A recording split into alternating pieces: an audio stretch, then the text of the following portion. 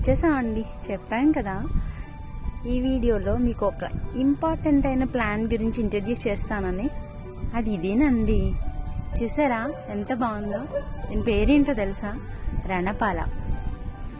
ఇది దేవుడు మనకి ప్రకృతిలో చాలా ఇచ్చారండి. మనం ఏమీ పట్టించుకోం కదా, అంత బిజీ లైఫ్ మంది.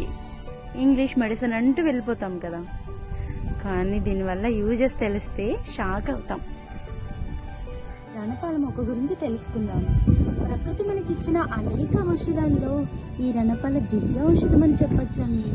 రణపాల మొక్కని లీఫ్ ఆఫ్ లైఫ్ అంటారు తెలుసా? దీనికి జీవాన్నిచ్చే శక్తి ఉంటుంది కాబట్టి దీనికి లీఫ్ ఆఫ్ లైఫ్ అని పేరు వచ్చింది. సైంటిఫిక్గా బ్రయోఫిల్లం అంటారు. బ్రయోఫిల్లం అంటే స్వయంగా మొలకెత్తే మొక్క అని అర్థం. ఈ ఆకుని మట్టిలో వేస్తే ఆకు అంచుల చుట్టూ క్రొత్త మొక్కలు వస్తాయండి.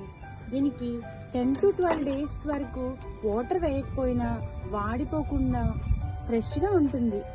ఈ లీఫ్ అండ్ స్టెమ్లో వాటర్ స్టోర్ చేసుకునే శక్తి ఉంటుంది కాబట్టి దీన్ని సక్కం బల్లాట్ లీఫ్ అని కూడా అంటారు.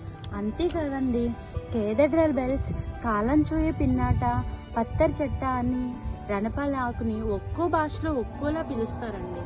దీనిలో ఉన్న గొప్పతనం ఏంటంటే ఈ ఆకుని కషాయంలో చేసుకుని తాగితే కిడ్నీలో స్టోన్స్తో పాటు మూత్రాశయంలో అడ్డంకులు అన్నీ తొలగిపోతాయి.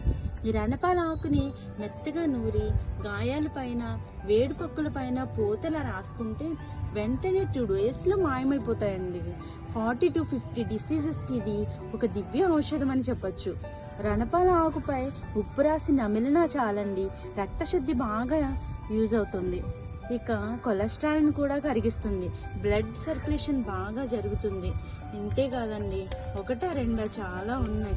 ఈ ఆకుని మెత్తగా నూరి జ్యూస్లో తాగితే గ్యాస్ట్రిక్, అల్సర్స్ వంటివి కూడా దరిచేరవండి. ఈ జ్యూస్ ఇమ్యూనిటీ బూస్టర్గా పనిచేస్తుంది.